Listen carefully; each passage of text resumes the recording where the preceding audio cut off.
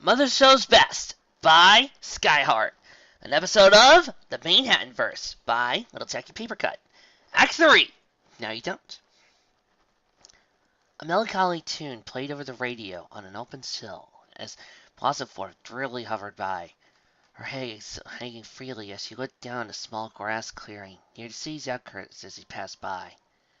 The small, empty clearing didn't seem so much bigger nowadays, especially that large, barren, rectangular piece of dirt in the middle, indicates that particular spot had been frequented by some cart or wagon of sorts.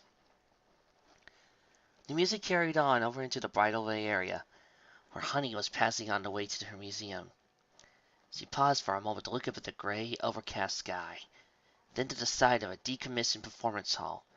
It was all run down and boarded up, but some of the old showing posters, faded and ripped as they were, still hung cracked and rotting frames. One in particular showed a mystical azure unicorn, surrounded by flashing lights and sparkling objects. The archaeologists continued to gloomily stare at the advertisement, until a stray gust of wind finally managed to peel it off the wall and send it sailing out of sight. The song continued to echo through the busy streets, right into a quaint corner avenue outdoor cafe, where Orange Sherbet and Octavia sat at one of the tables. Neon's matron had a deeply pressed into her hoof as she banally stirred her served tea, while the cellist had her hose folded over the table, now staring down at the plate of sugared biscuits, stale for not having been touched for hours. Simultaneously, they both looked over to the side, where there was nothing but a vacant seat, a bottle of fizzy soda pop, and a packet of peanut butter crackers. They sighed. Twilight laid on her backside, staring up blankly at the penthouse ceiling of the orange apartment. A stray leg hanging over the edge of the couch. Next to her, hunched on the ottoman, was her assistant Spike. In fact, every one of her friends were strewn about the living room, lazily slouched over a piece of furniture. Honey finally lifted a leg off the armrest, reached blindly out to the coffee table in the middle, and smacked her hoof on her radio's off button, ending the song montage. "This sucks." Boastful broke the dull silence that seemed to hang over every pony. It had been a full week since that night at the Latago, where they had seen the Great and Powerful Trixie for the last time, before vanishing without a trace on the morning after. They all knew it was the only thing on their minds at the moment. "You never know what you truly have until it's gone," murmured Octavia. "I miss her third pony prefaces," said Honey. "I miss her whimsical, superfluous nature and anecdotes," added Twilight. "I miss her hat." Every pony looked at the little purple dragon, with an expression that could only be interpreted as, "Say what?" He retaliated kind of a shrug. "What? It's a really cool hat she's got!"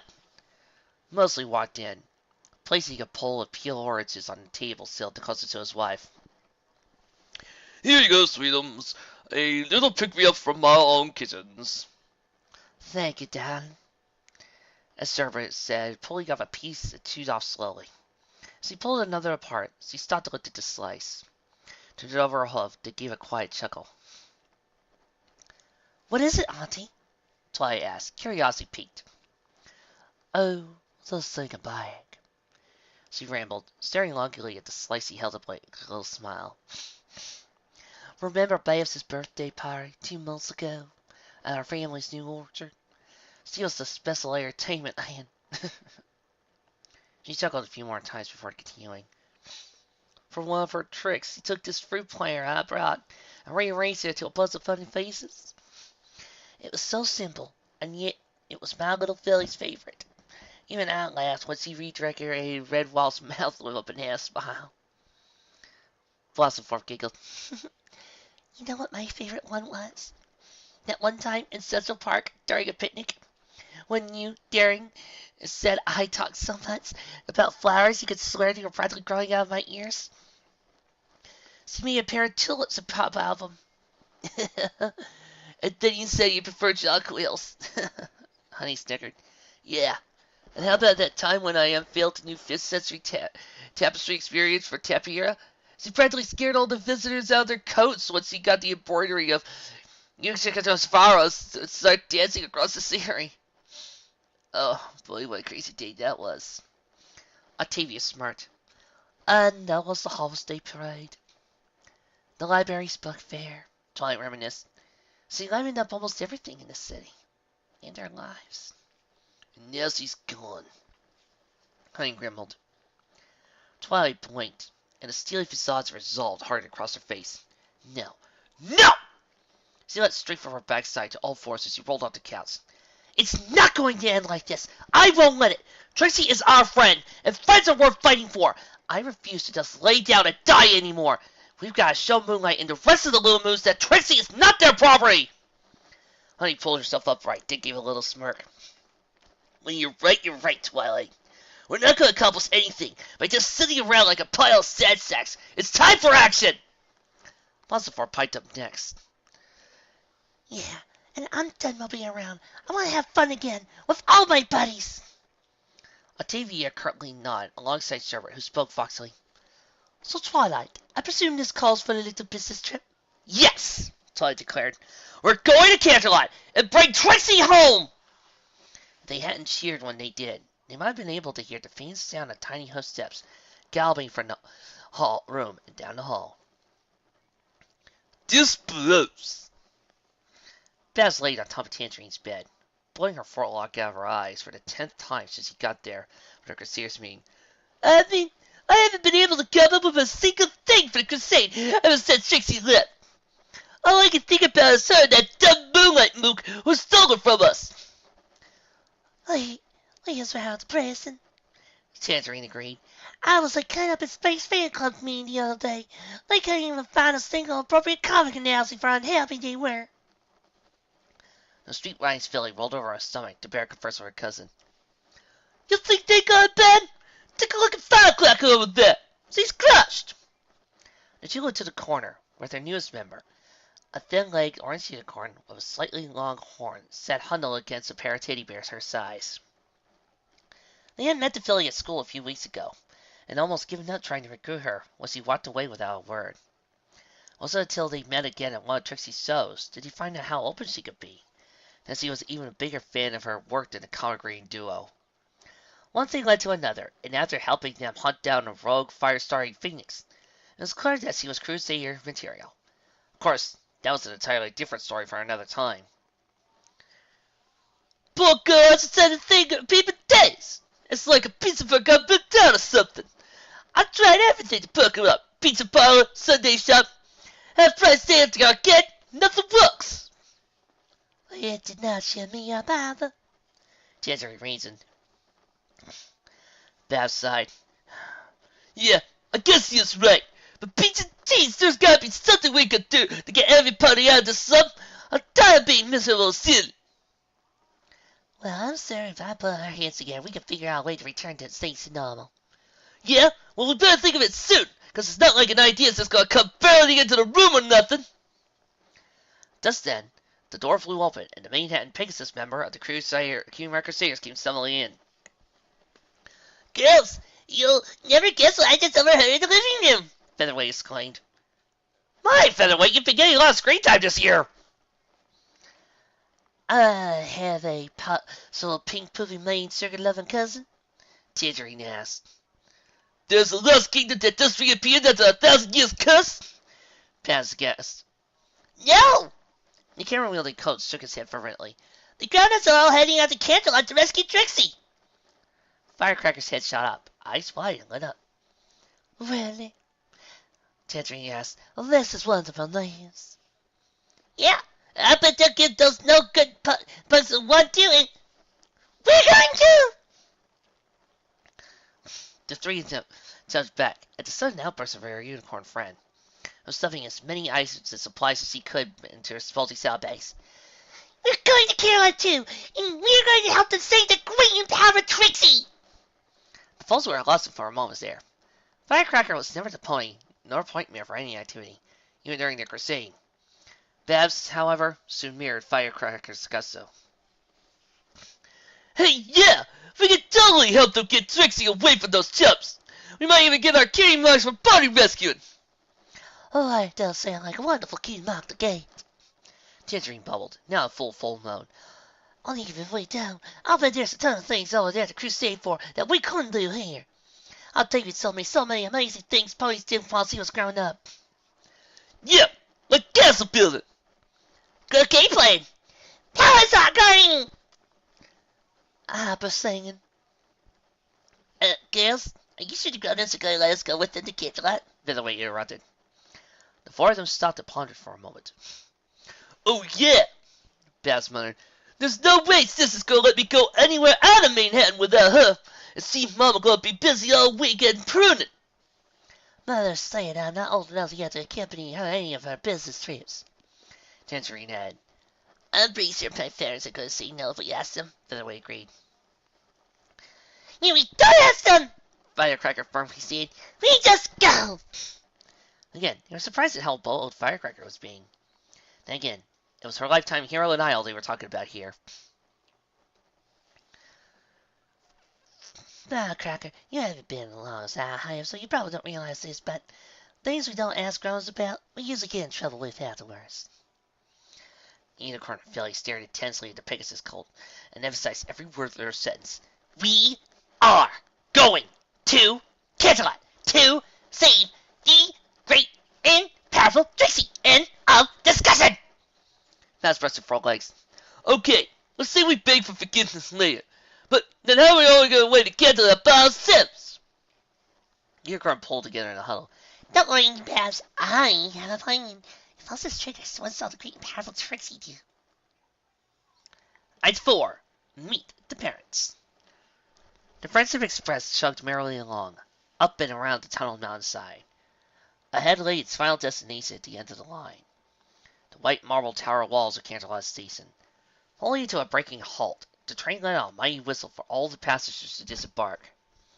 Wow! Was all Blasted Forth could say to the decorative glass paneling, bejeweled cone rooftops, and the colorful flag banners.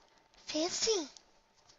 Manehattan may be one of the most cosmopolitan cities in my book, but this certainly takes a high society to another level.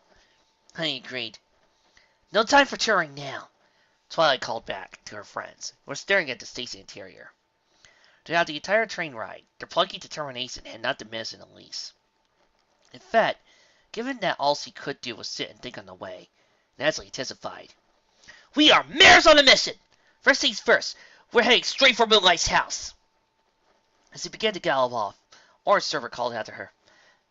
Twilight, dear, do you know where the little moon estate is in Canterlot? This set all four to a screeching halt, plodding back with her head low and ears flat. Twilight gave a sheepish pout. No. The full implications of that fact slowly sunk in. I don't know where she lives. I don't know how to find out, who to ask, what to say, or anything. I came here without a plan. I didn't think things through. What am I going to do? What am I going to do? I have to do something now that I'm here, but I have no idea what. How can I even charge him blindly like this? And this is such a critical task. I can't afford to make mistakes or waste time. A firm gray hoof pressed against her chest before she could make her attempt circle into place. A mind that is always thinking can never stop to think about what needs to be thought of. You have to stop worrying what will be, Twilight, and concentrate on what we have right now. Twilight stiffened, then relaxed. Right. Yeah, you're right. It's not like Canterlot's going anywhere. We can work with what we know and go from there. We can't all stay in Canterlot for an extended time, Servant led off. Well, so we could find proper logic first, so we could get on our heads straight later. I thought I hit the Canterlot-born unicorn. Perfect! I know just where we can go to rest and for a lead. She led the group to the station with rekindled vigor. Come on, Spike, we're going home! Yeah, growled the terror suitcases from the top of steps. Hold your horses for a sec, could ya? Marching out to the palest, periwinkle two-story residence, 3 if you counted attics, Twilight stopped before the red double doors and ran a hoof over their gold-painted frames. Since the whole reunion event with Auntie Server's family, she had acquired a longing to see hers again, and Princess Celestia had given her permission. Still, she hadn't gotten to arranging it specifically between then and now. So, of course, at this very moment, the Unicorn Mare would suddenly be a rest of dozens of emotions, nostalgia, happiness, nervousness, curiosity, ambition, hesitation. Her assistant decided to skip ahead a few frames as he wrapped the mahogany for her. Her body tense as a steady clop of footsteps signals the opening of the door. An older blue stallion with a darker navy mane filled her vision. Yes? How may I help? The stallion stopped as he took in the purple unicorn filly as he saw from his perspective. Twilight? Dad? Twilight shifted her up ever so slightly. Hi, I've been meaning to write and all, and I know this is completely without warning, but, I'm here for a visit. The response he received was a warm smile only a father could give to his daughter. Welcome home, Pumpkin. He stepped back to give her room to enter. Come on in and give your old stallion a hug. Twilight let go of all restraint and decorum and lunged forward in a happy tackle hug. She could not help but giggle as he squeezed back. Oh, Daddy, I miss you so much! As I did you, Pumpkin. Was all he needed to say back. As I did you. Gilly, move this along! Spike slightly groaned under the weight of everypony's luggage. Some of us are carrying more than a little baggage here! A golden moon yellow aura wrapped around the tower of carry-ons, freeing the little purple dragon from his burden. Let me get those for you, little guy. As he brought them in, he ruffled the frills of his daughter's number one companion. Ah, you look taller than I since I last saw you. Brightness, perhaps? 3.5 to be precise. Spike protruded his chest as he were trying to do a pectoral flex. Oh, yes. The stallion humoured him. You're certainly not a baby dragon anymore. He then took note of the quartet of mares walking in behind him. Twilight looked a nonplussed smile as her cue to begin introductions. Dad, I'd like you to meet some of my friends from Manehattan. This is Honeydew, Octavia Melody, Blossom Force, and Orange Sherbert. Girls, this is my father, Nightlight. The two parties stood close respectively. It's so good to see my daughter finally going out and getting to know ponies, Nightlight greeted. You have the stallion's gratitude for looking after her. The pleasure's all ours. Cerberus thanked in return. Do come in and make yourselves at home. The living room is in the back. I'm sure you all like to sit down in a real seat after that long train ride. The blue unicorn guided the group further in, and then turned back to the stairwell near the entrance as they got settled. Velvet, honey, we've got guests. A rustling of papers could be heard from upstairs, and after a few moments of thumping of steps, grew steadily louder on the wooden steps. Twilight soon mimicked her earlier accessories, only around another pony, a white middle-aged unicorn mare with a faded purple and white mane, the key mark comprised of 3 stars. Mom! Twilight said as he squeezed the older mare tightly. But it was a simple word, one that carried so much weight in her heart that longed the others to hear. Twilight! The mare nuzzled her daughter passionately. Oh, it's so good to see you again. She lifted her chin up, sizing up her little filly daughtily. Have you been eating well? How are your studies going? Have you made a cold friend yet? Mom! Twilight half whined at her. Do you have to start with the questions every time? Well, maybe if you wrote back to me more, I wouldn't have to, she primarily fussed. But I suppose it can wait until we at least get some lunch in you. I'll have some nice cucumber sandwiches prepared in no time. Twilight grunted a bit. What was it about mothers that had to have to smother their children in one form or the other? You tell me! Still, a cucumber sandwich did sound good right about now. Plus, guessing it would be the quickest way to explain her situation. All right, all right. She followed her mother into the kitchen to help. By the way, can our guest room accommodate 4 ponies? I have some friends that may need a place to sleep while I'm here. Meanwhile, half a hallway away, the Manehattan mare settled down on a semicircular sofa beside a garden window as their host stacked their travel bags next to their coat. Nice place Twilight has here, Blossomforth broached. Almost like your apartment, Auntie, but roomier, and with a fireplace. Yes, there are a few big regulations that pull a hamper on that particular addition. Server quit. So, tell me, Nightlight began as he joined them from across the table. How exactly did you all become acquainted with Twilight? You may or may not know this already, but she tends to keep us out of the loop when she gets wrapped up in her work. Oh, well, we became friends when we helped her defeat an eon-souled vengeful goddess bent on destroying the world and covering it in entire darkness after her breaking her out of the 1,000-year-old prison. Now a moment of awkward silence until the white Pegasus scratched her forehead. Well, that sounded a lot more believable in my head. Thump! Every pony's attention was turned to the stack of luggage in the corner, where the topmost piece had fallen off onto the floor. The unicorn host was just about to get up and put it back, when it wiggled ever so slightest. Auntie, Honey said unsuredly, Your trunk is moving. Yes. Honey, dear Senora said in a similar manner. I think we can all see that. Spike grits his lower chin as it spasms a second time. Holy smokes, it's haunted! Spike, use your head for a moment. Ghosts aren't real. Magic. Griffins. Eternal beings of eternal darkness. And chaos beings. Yes! But ghosts? No! You knew they were, was the art. Why would a ghost want to possess a trunk of all things? What does the cases want to do? Boastful nervously choked. Let's be realistic here. Honey says he crept up to the large piece of luggage. More likely a small creature ended up getting inside while you were pecking. Like a squirrel or a rat. The archaeologist tensed up as he did Dundee Lance, ready to defend against any city rodent that lashed out at her. What she got out was a bit bigger than a rodent. Ugh! Water! Trixie! Dead silence filled the air. Babs? Firecracker? Featherweight? Tangerine? Hello, Mother. The orange feeling brightly responded. A pair of socks adorned the top of her ears. Her smile withered along with the rest of her folds as they were all greeted by menacing scowls. Told you we'd get in trouble. Featherweight whimpered. Of all of the absurd and conceived notions, Tangerine, I'm so disappointed in you. The four sat huddled together on the sofa, guarded from both sides by the two Pegasi, while the unicorns hung back from behind. Philly and Quested skirming in his feet, fully abashed. Her mother rarely carried with such a historical tone, and though she kept a controlled volume, even at the most maddening of times, Tangerine could clearly see the sheer fright and outrage behind her brother's blue irises.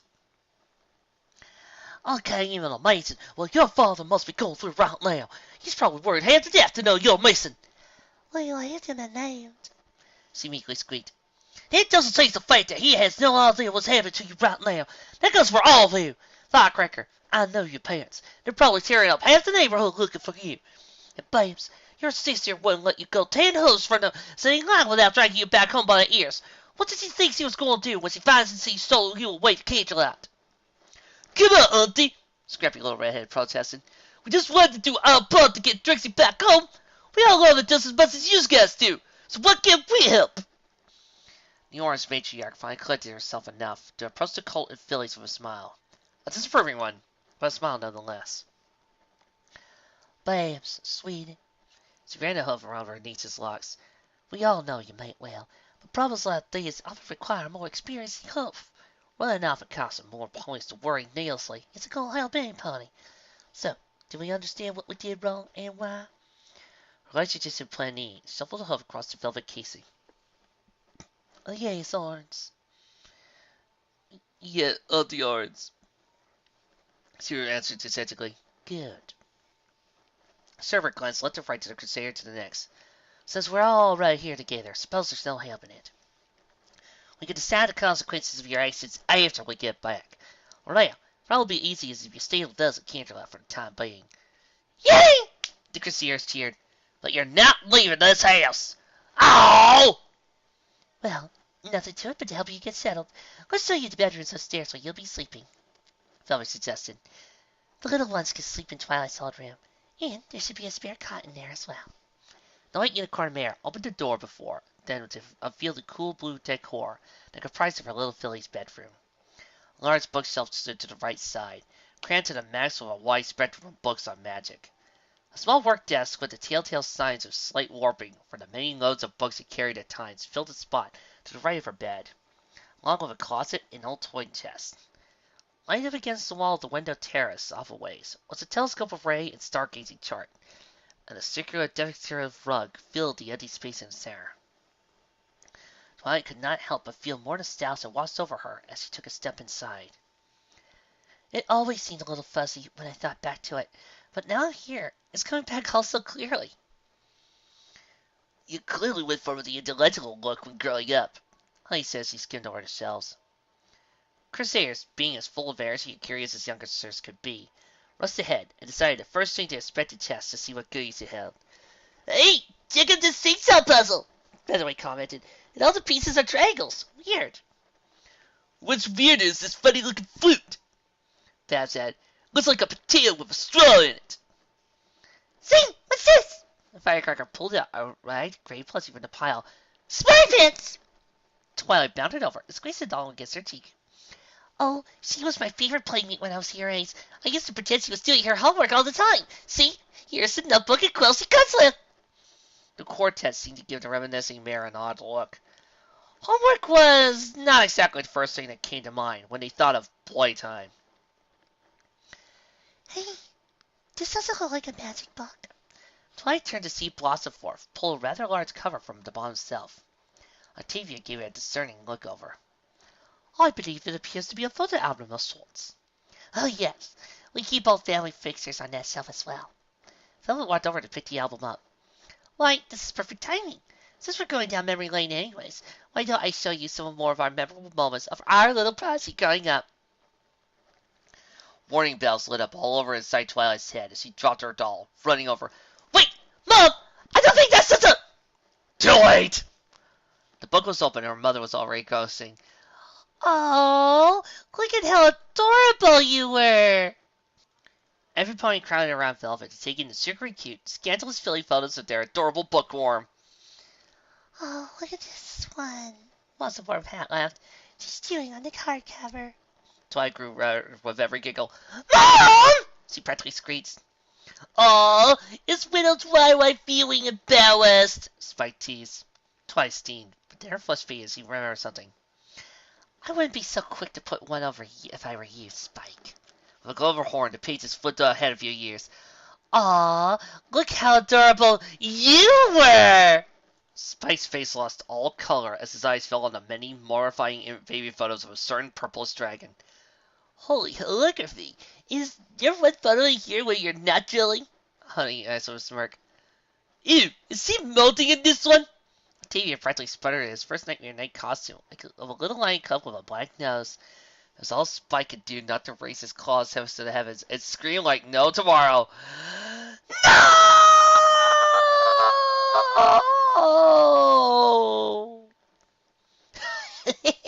Boy, that was priceless, he said as he joined in Twilight's mother across the study room across the hall from the bedroom, while the others continued to sway with the unicorn's indignity.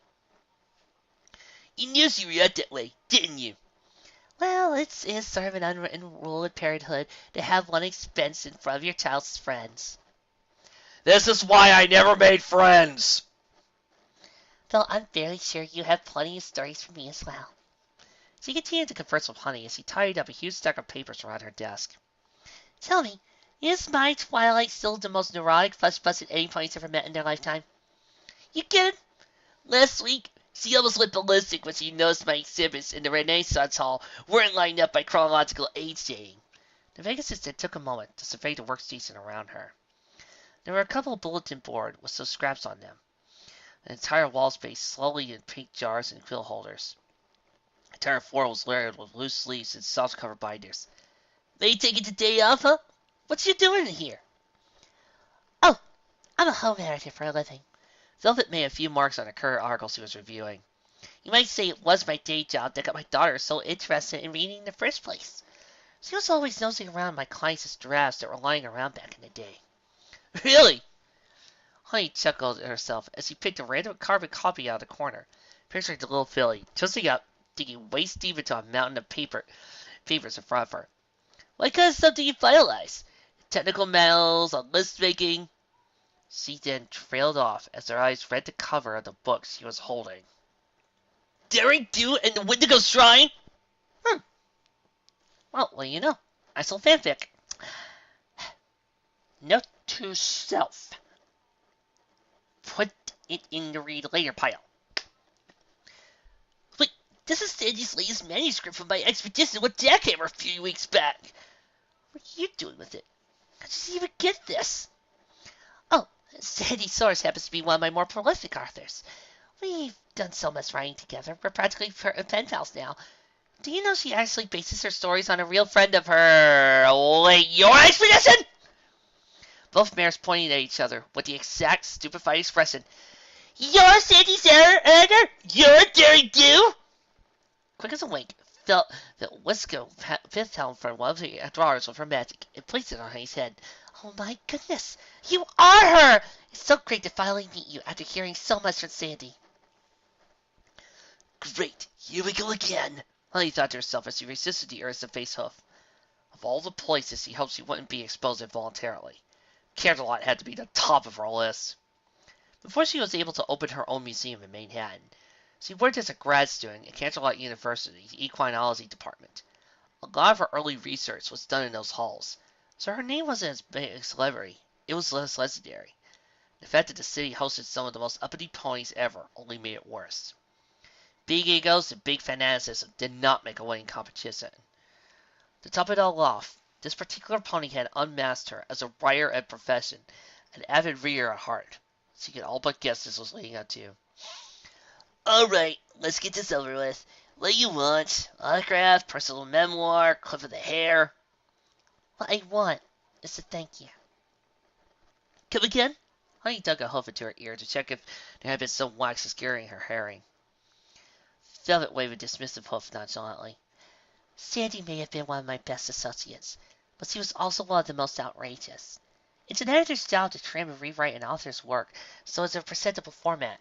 And Sandy, there's absolutely no way Sandy would have been able to get her books past the publishers if I didn't tone at least every other page down an octave and a half. Editors! You give them a foot and they'll give you a mile. Honestly, I swear, some of them think they know everything about your work. A knowing smirk crept up Honey's face as he pieced together the kind of mare she was conversing with. Bear is still pretty out of character, you know. You think the public releases our stretch? You should have seen her first uncut draft of Daring Do in the Mermare's Tear. She turned you into a sea pony halfway through it and started a love interest with the agitated Prince Atoll. Dear Celestia, that wasn't even remotely close. Honey snored an uncharacteristic giggle. I just got the ick from a sick parrotfish, and Atoll was just the native's island medic who gave me mouth-to-mouth when I crashed ashore after swimming against a riptide. Velvet brought the topic back to where she left off with a quick laugh. So, when I got Daring Do in the Saloon of Stone, imagine my surprise when I opened it up and found almost nothing that needed a total rewrite. The tracks were believable, the characters were well-rounded, and the pretense of the expedition wasn't a fate of Equestria hung in the boughs of escalation for once. The letter sent with it told me that you had personally set her straight, and she wasn't going to let personal feelings dictate her writings anymore. I'll tell you, whatever you did or said to her, I no longer had to pull all-nighters to get herself ready by the publisher's deadline. So, you have my thanks for making my job a little easier. Honey flipped the pith helm off and playfully topped it on Velvet. You had my thanks, too. I probably had to reach out a lot further to Sandy if you hadn't kept her fantasies reined in for so long. And it's certainly a relief to know she's got a mare like you looking after her work. Pleasure's all mine, Velvet said cheerily, before pulling up a stack with a horn. Say, would you like to have a sneak peek at our most recent issue before dinner? It'd be a great boon to have some third-party input. Missed you. Honey nodded to her newest friend. Call me daring. Huh. That's quite a pickle you got there. Nightlight said, whiningly, after listening to her daughter disclose the events leading up to her group's arrival in Canterlot. It had taken a few hours to get every pony's living arrangements in order, and the sun was now beginning to paint the sky a golden glow. You don't know the half of it, Spike said as he helped the table. He tossed the plates across in a manner like a professional waiter. He overshot the last one, though, but Twilight caught it with her magic before it could shatter on the floor. I was hoping you could help me out, Twilight continued. You work in the castle as a scribe for the Royal Archives, right? Could you get me in so I could find some genealogy records and master the city? I need to find Little Moon's stable estate. I could do you one better, Pumpkin. I could just tell you where she lives. You can? Twilight pulled herself into her dad's field of vision. You know the Little Moons? The Blue Stallion gave a low chuckle. I've come to know just about every other noble in Canterlot within the past few weeks. Every duke, count, and baron that's crossed my path in the castle has asked for my ear and opinion regarding the current state of affairs surrounding Princess Luna's return. Lily had mentioned something like that when she came to Manehattan. What exactly is all this about? Nightlight adjusted the ornamental star ceramics on the table, as if to make an announcement with them. Well, how can I put it like this? For as long as anyone can remember, our Princess Celestia has been the only one with absolute authority every pony has had to ultimately answer to whenever an issue of welfare, safety, or other situation regarding our nation is addressed. It then moved a large moon plate next to the sun plate that was surrounded by a lot of other small plates of silverware. Then all of a sudden, another powerful princess comes out of nowhere, claiming to be Celestia's long-lost sister, and is given the exact same level of authority Princess Celestia has. Well, of course. That's what Princess Celestia wanted, for them to rule as equals, right? Nightlight started shifting the smaller plates into various groups, placing them behind and in front of, and some in between the two plates at various distances. Unfortunately, not every pony can see the situation as simply as you or the princesses do. For quite a few nobles, they see the situation as now there's another power that can veto previous decisions made by Celestia, and hope to gain her favor by forcing Celestia to give her more reign. Others believe that making the princesses equalize their power even further will open a gap of political power that they can fill and in turn gain more leverage in court's policies. And others are still opposed to the sudden change in power, believing Luna's sudden elevation as an injustice to the hierarchy system's machinations to those who could work to climb the ladder, or fears he can't be completely trusted yet. He raised the moonplate right in front of his daughter. I could go on all evening about this, as there are over a dozen splintered factions at the moment and still growing. But the bottom line is this. Every noble, I mean every noble, is arguing about what to do with Princess Luna. Twilight was so confused. This was just a simple transition from a constitutional monarchy to a constitutional diarchy, wasn't it? In principle, everything stayed the same with the exception that there were now 2 blocks on top of the pyramid instead of 1. Nothing else had to change. No one had to step down or step up. So the question just had to be, why? Nightlight could only answer with a shrug. Because they have the opportunity to. You have to understand, Pumpkin. The noble class has a different way of thinking about things.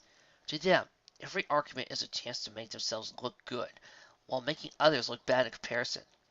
And this whole thing with having 2 princesses instead of 1 after so long is the argument of the millennium. In fact, I'm going to be heading to a majesty consensus of the stable lords that Celestia herself is arranging to settle the disputes before they can escalate further by the end of the week. Twilight nearly dropped the plate she was holding. You're going to take part in this senseless debate? I pretty much have to, Nightlight explained with a wry grin. The princesses have made it clear that it's mandatory for a representative of every house to attend. Keep in mind, Pumpkin, we may be minor, have no land besides our own home, and haven't made political decisions in generations. But the family title of Twilight is still a staple of Canterlot in name. It's actually funny when I think about it. Every noble is thinking this meeting to be the final deciding vote on the whole issue. My say on the reform issues may actually be a key player in this game. It all makes sense now with your story laying up, with my sudden attention with every important pony in Canterlot.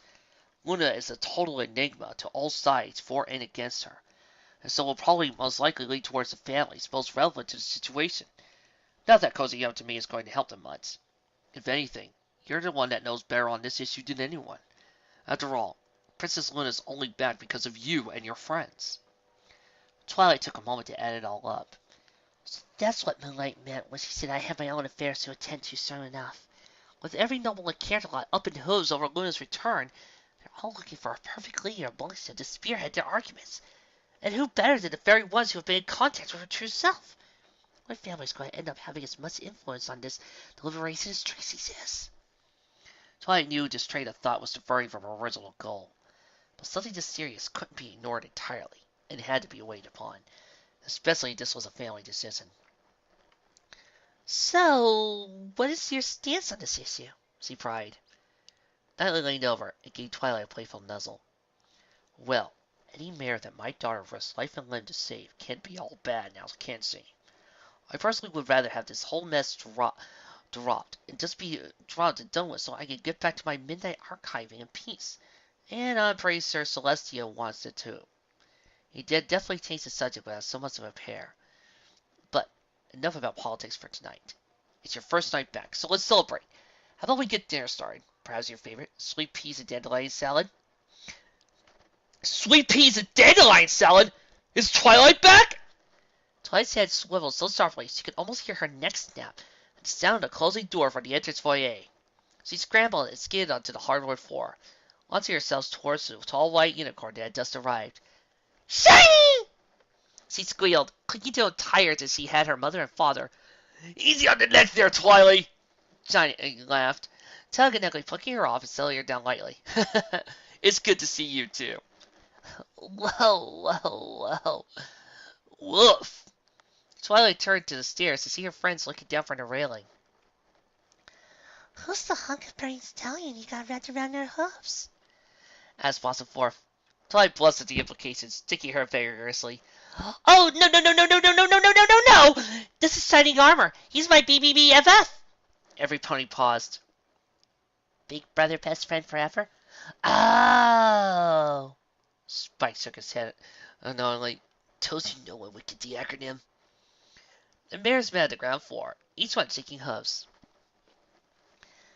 A pleasure to meet you. Child, fine, how do you do? Twilight never told us she had a brother. Shiny put his face in mock hurt, doing his best to stifle a bout of laughter. Really? Not even once? Oh, Twilight, you wound me. Did all those years together mean nothing to you? Honey stifled a laugh of her own. Twilight, really? Twilight removed the white hoof that was messing up her mane. Oh, come on, Shiny. It just never came up. You know I'll always love you. Yeah, I know. Shiny nodded to the other mares then. It's good to see my little sis is finally making friends. You can't imagine how many times I walked into the palace to see her in a makeshift book fort instead of out and about with other university students. Ooh, book forts, do tell. Blossom Forth inquired, seeing the others already smelling juiciness. Shining shared a knowing grin. He could tell exactly what they were expecting. Well, there was this one time she was in the middle of learning her cones of life spell and Shiny! Twilight growled, warning dripping from her words. Mom already showed them the album, so think your next words over very carefully. Shiny took that as a signal that his sister had been embarrassed enough times for one day. Alright, another time then. By the way, I brought back dessert for Pony's nose. Spike pointed with glee at the box his surrogate big brother brought out from behind his back. Donuts! Twilight snuck a peek at the inside box and squeaked. Chocolate blueberry sprinkles, my favorite! I got a baker's dozen, so there'd be enough for all of us. Did somebody say donuts? Shiny took note of the four sizable foals stuffing down the stairs, hungry looks in her eyes. On second thought, I'm meaning to make a second trip. Is it time to make dinner already? Philip was the last to stand on the floor. Shiny! Welcome home, dearie. How was my big, strong captain of the royal guard today? Same old, he answered nonchalantly, all the while keeping the box high out of reach of the four bouncing balls of mares encircling him. Broke in some new recruits, patrolled the grounds, did my usual. Velvet chuckled at the sight. It wasn't long ago, a certain purple filly bounced around him every time he brought home donuts. I see you already credited yourself with Twilight's new entourage. Let's have Pegasus cargo in the kitchen before the temptation gets better than the little ones. Auntie Oris took charge of rounding up the foals. Now, Tangerine, everypony, let the stallion through and you can all have one treat after dinner, okay? Yes, Mother. Yes, Auntie. And so the children broke away, but they still followed their quarry closely into the kitchen, leaving Twilight alone with her friends for the first time since they arrived home. So, any other siblings we should know about? Honey asked. No, only Shiny, Twilight happily dismissed. Once you have a brother like him, he'll never need to ask for another. You sound like you're awfully close to him. But of course, before I came to Manehattan and did learn the importance of friendship, Shining Armor was the only pony I ever accepted as a friend. Twilight's gaze drifted off as fond memories of her and her first and only filial friend resurfaced. Oh, please let me sing it. Yes! When I was just a filly, I found it rather silly to see how many other ponies I could meet. I had my books to read, didn't know that I would ever need other ponies to make my life complete. But there was one cold that I cared for, knew he would always be there for me. My big brother, best friend forever, like two peas in a pod, we did everything together. Twilight, supper's ready, come to the table already. Her thought bubble popped mid-verse at the sound of her mother calling. Her ears folded at yet another attempt to watch nostalgia, ruined by the very family she was trying to reminisce about. So we tell your mother to hold off summing you until you fix the second stanza, Octavian joked. Har har! Twilight snarked. Let's just eat. Mom's disliking I love her cooking so much, and I'm pretty sure you will too. Honey tossed her head, grin whining. Whatever you say, Twilight. Only Shiny can call me that. Are you sure your dad knew where to go? Honey asked. The 5 Manehattan mares trotted from the busy market road that connected the private residential districts to Upper Canterlot. The Victorian-style showcase displays on the south fronts made walking through a bit of a shop and go, as Boastful could not help but window shop every outlet stand. Positive, Twilight answered, not even bothering to look up from the half-drawn map with instructions written on it. It shouldn't be much farther. Saying that 5 times in the course of this morning since we set off from your house isn't that reassuring, her courier friend remarked.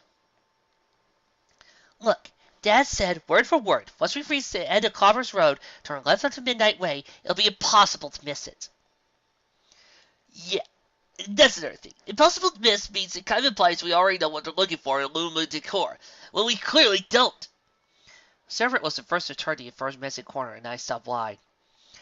Well, even that, but I guess that will be a good start.